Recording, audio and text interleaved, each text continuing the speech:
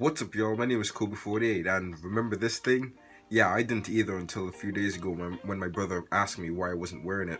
So, there you have it. Anyway, before this video starts, happy Easter, and it is way too bright. Oh, jeez. So today we're gonna be looking back at Snapchat. What I'm about to talk about is only like Snapchat exclusive. So if you have Snapchat, it's most likely that you have a Bitmoji. If you don't know what those are, it's basically your avatar.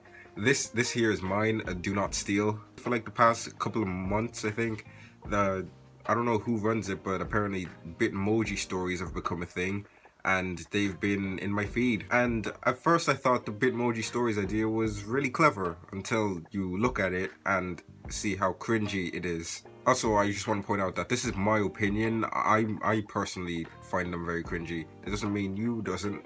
What? This is just my opinion and kind of a joke, so please don't take it too seriously.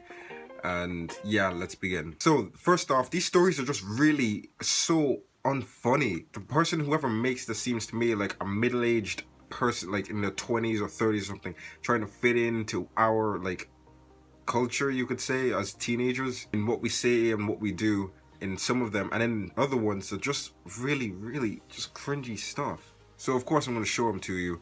And yeah, these are stories I've screenshotted from the past like 2-3 weeks.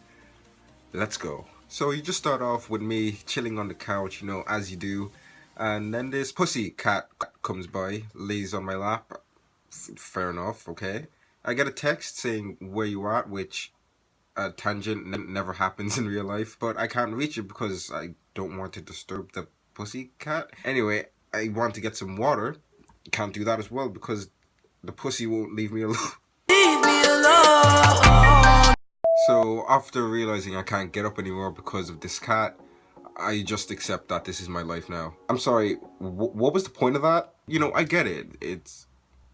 No, actually, I don't get it at all. Like, is all that really worth documenting an entire space in my feed? All right, let's just go on to the next one. Maybe it's better. Maybe. All right, so in this one, I think I'm sick, and so like, I feel horrible. So I'm turning on the TV to see what's on, and then, you know, I just see how trash these shows are. But then I come across this one called So I come across this show that's clearly for kids, but I don't know if my character's just blind to the 2-star rating or whatever, but I decide to watch it for 3 hours. You know, this is probably the closest it has ever come to documenting my real life, just sitting at home doing nothing for hours. I'm clearly wrapped up in this kid's show, and then one of my friends comes on like, as in like, why aren't you answering your phone? And I'm like, yeah, I'm still sick. Well, I'm really not. And then I'll just continue watching the show. With the last one, I just didn't understand.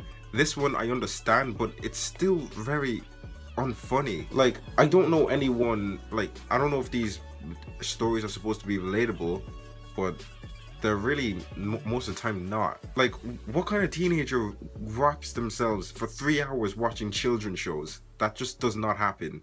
Now, if these stories are trying, or I mean, if these stories are not being relatable and they're just existing, then I guess that's justified for the thing, but it's still not funny. Like, so in this next one, I'm sick and there's a friend there saying, what do you need? And I'm like, I make all these ridiculous requests saying I want a blanket, slippers, and Mr. Duck. And then I go all dramatic saying, if I don't make it, I want you to know you're my best friend. Even though I get called out for being manipulative, my friend still does it for me anyway, so that's the end.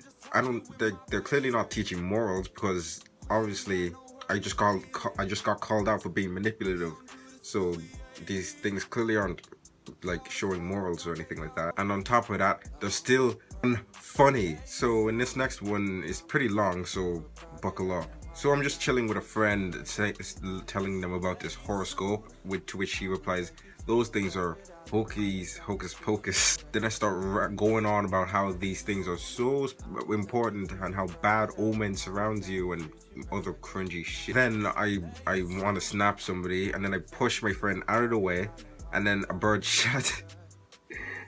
poos on them, and then I'm like, I'm adding this to my story. Like, I don't know if this is just me, but what was the point of the whole horoscope thing, when the climax was my friend getting pooed on by a bird. Next, cringe. In this next one, I'm just like awake in bed, 2 a.m., another relatable thing, and then 40 minutes later I decide maybe I'll go to sleep if I count sheep. You know, that's something people do, right? So I keep counting and counting until I get to 200 sheep. Who what? And then I look over and then there's a bunch of sheep right next to me. If this was it, like if that were the end, I would have actually liked that. But no, it keeps going. So the sheep start following me when I'm brushing my teeth, when I'm on the Underground Railroad, and when I'm on and when I'm on the computer. But when I fall asleep, wait, they're all gone. Where'd they go? Hopefully you're starting to understand how I find these cringy. If you're loving them, then that's great. Like, but for me, they're just not doing it. And finally, on the last one, this one just came out today actually. So I'm painting eggs with my friend, and he's like, "Can I join?" And I'm like, "Sure."